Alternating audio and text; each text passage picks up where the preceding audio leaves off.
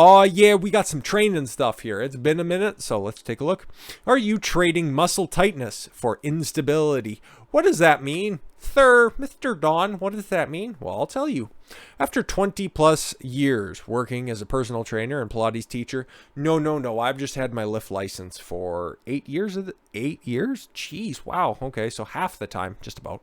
I knew the risks of overdoing stretching and rolling out muscles, but during an American theater teacher training intensive, I hurt myself halfway through the program due to too much rolling out. Oh, I'm sorry. During this intensive, I stayed at my parents' apartment. After 20 years as being a personal trainer, you had to stay at your parents' apartment? Oh, okay, cool. You must have been rolling out real hard. They have a fancy massage chair, and it called to me every night.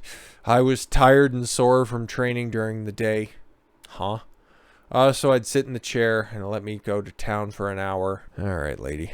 Or dude. I don't really know. Depends on where one of those rollers were, if you know what I mean. If it was a bit too excessive, but wow, did it feel good. But then proceeded to take a long Epsom salt bath before bed. That's nice. Get to the point. I immediately knew that I had caused the problem by massaging too much. Misogyny. I'd released my strong legs so much that when my calf muscles had to fire up quickly, they spasmed up because they had gotten too relaxed. That's a thing. The wonderful feeling of tension release is satisfying when you massage, roll out, or stretch your tight muscles.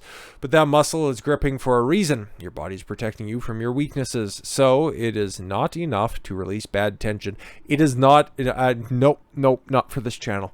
You then need to reintroduce good tension. Yeah, exactly. That's where the imbalances come in, but you should also be working on that to begin with, okay? You should be stretching, and you should be correcting balances, okay? Because that's one thing, okay? Because you guys know, or at least if you don't know, now you know. I'm a certified personal trainer, have my exercise physiology degree, all that kind of fun stuff.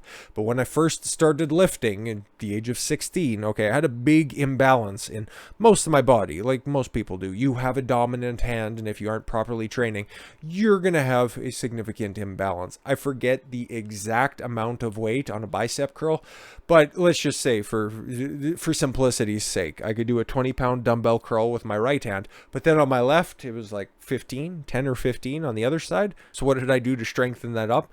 Well, I used the proper amount of sets and reps in order to figure out those imbalances, and I didn't move up in weight until the other side ended up catching up. So 20 pounds on both sides, and yeah, if I could go for 8, 9, or 10 reps on the right side, I didn't go any further until my left side could catch up. And now, thanks to, well, just about over half of my life training, lifting weights every day, pretty much everything is balanced out at this point. There are no significant imbalances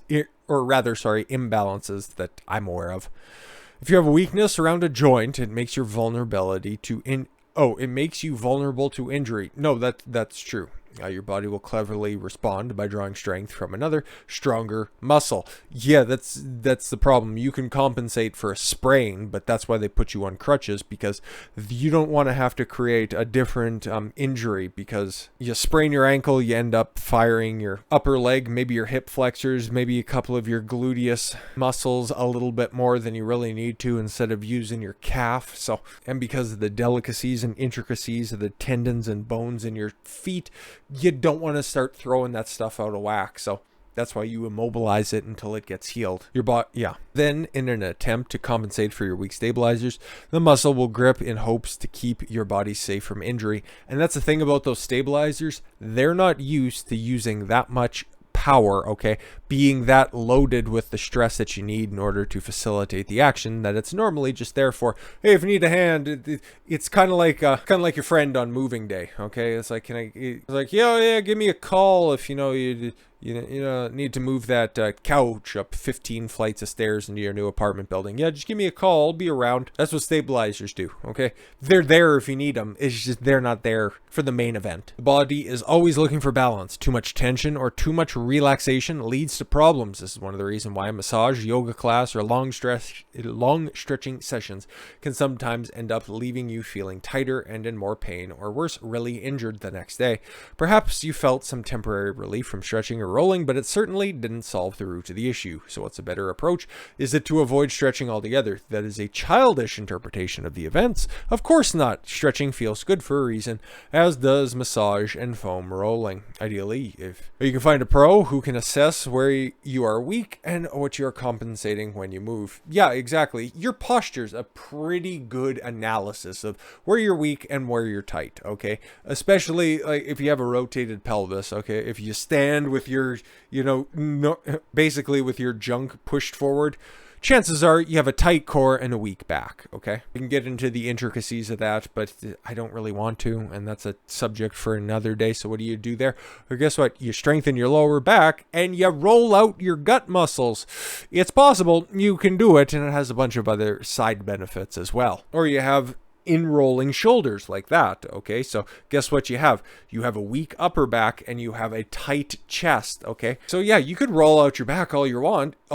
It probably hurts because it's overly stressed, right? But if you don't address the tightness that's in your chest that's causing those shoulders to be pulled forward, you're not going to end up accomplishing anything, and instead you're just going to be making your back muscles a little bit looser, and then eventually at one point or another your elbows will start pointing directly forward, and you'll be able to see the medial head of your shoulder, your medial delt, pointing as forward as your eyes do anyways, but chances are you're probably all hunched over in different ways anyways. Challenge to approaching this on your own is educating yourself on which muscles work as stabilizers.